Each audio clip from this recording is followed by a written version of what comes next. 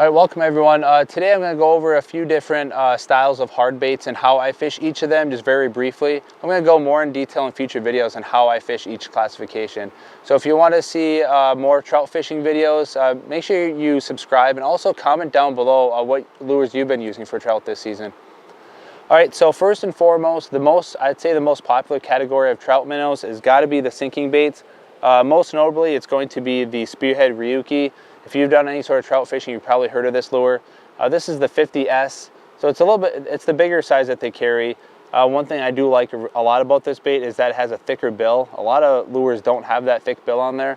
As I cast mine around a lot of rocks, and I fish the bottom really hard using a twitching motion, so I like to have a nice durable bill on there. Some other things I put single hooks on pretty much all of my baits.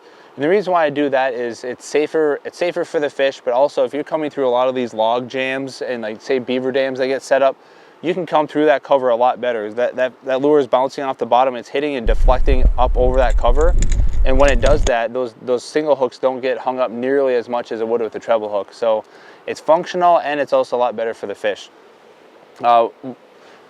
Most places that I like to fish sinking baits, I'll straight up say it's my go-to lure, especially if I'm fishing new waters. I can fish them a lot faster than I can floating or suspending baits. And a river system like this, I'm used to fishing more headwaters with a little bit more direct current.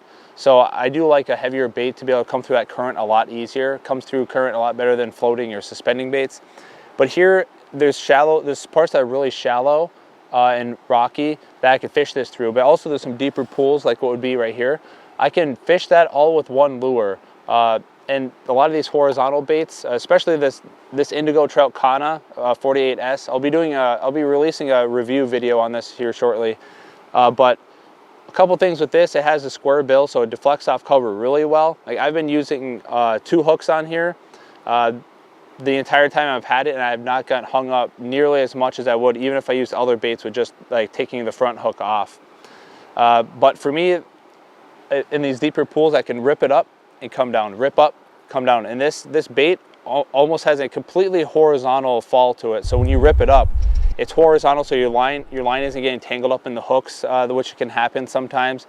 And I've got a lot of nice strikes that way from trout, and from even like creek chubs will still hit it that way. So it's a really nice way to fish, very versatile with that lure. All right, the next classification I'm going to go into is suspending lures. This is the Rapala Ultralight 04. Although this is not a true suspending lure, seeing how I took the front hook completely off and also the front split ring, I should mention that I take the front split ring off all of my trout baits because I use a little tiny owner micro snap, and it gives it a lot better action with these small lures. I just have one hook back here. It's a little bit heavier gauge hook. This is a hook by Van Fook, has an itty bitty micro barb on there. I don't know if the camera can pick that up or not. But it's a stout hook, so it's not really going to bend out. It's going to keep its shape even when you're pulling in hard fighting trout in the current. But so it's labeled as a slow sinking bait, but after those modifications, it has a very, very, very slow drop. I'd say almost suspending, unless you're really letting it sit there for a long period of time. So a bait like this, especially this Rapala, it does swim through current pretty good. It's not going to swim through fast current as well as one of your sinking baits, but it swims pretty good. It doesn't go very deep, but how that bill's designed on there, it's reinforced pretty well, and it does very well. I have not had any issues with the Rapala Ultralight minnow breaking off. So this is really good for me. How I fish this lure a lot is I'll come through, not really like that, but let's say if there's currents that have more rocks that are diverting and creating eddies, just the suspending nature of this bait, how it is, it comes through and it follows it almost like a wounded bait fish, perfectly keeping in the water column still, and those trout will use those as ambush points and hit the lure a lot. So I do use this a lot. It's not as castable as a lot of those sinking baits, but it still casts pretty good, especially in the stream settings, and it's really versatile too. So that's for me a suspending bait like this, especially in pools. If you have a really tough bite, like you have a big, say a big fly hatch is going on, right? and they're not really eating as actively, sometimes putting a suspending lure right in their face will get them to come up and commit to that easy meal versus, you know, taking a sinking bait, running it through, or a floating bait that's just going to float up a little bit too fast. So definitely for your finesse bites or your slow bites, suspending is my favorite. And then lastly, the floating lure. This is made by Daiwa. This is called the Dr. Minnow.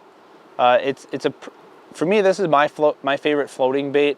It doesn't cast super far, but it does cast a pretty decent weight, especially for how light this bait is. I think this bait, is just about 2 grams or just over 2 grams.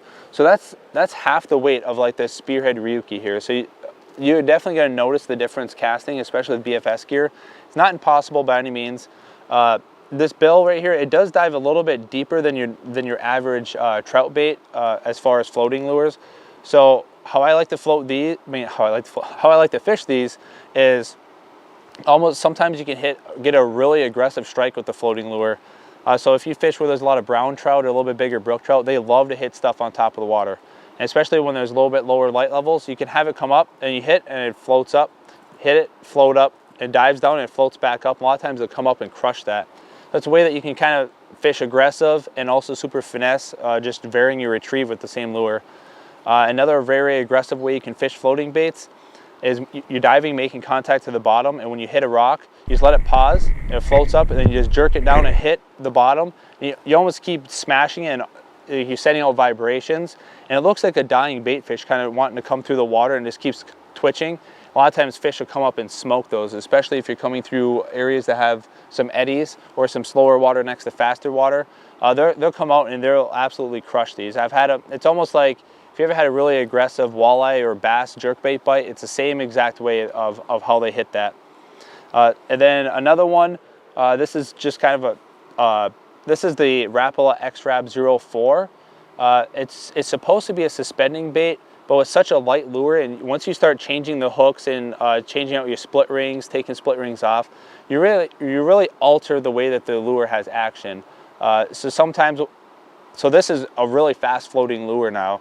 So if I'm looking for really aggressive bites, especially for brook trout with this smaller profile, I'll jerk those down and just boom, and it floats up, boom. Or I'll just kind of skid it on top of the water with such a light lure like these floating lures.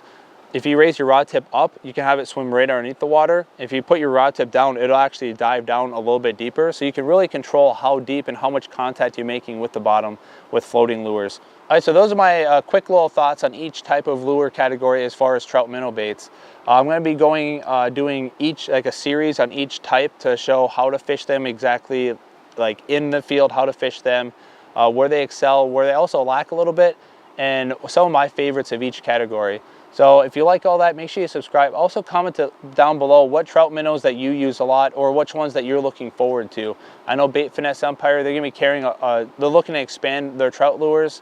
So if you have any sort of input, leave that comment down below, and I'm sure that Amir will see that and hopefully stock those lures for you.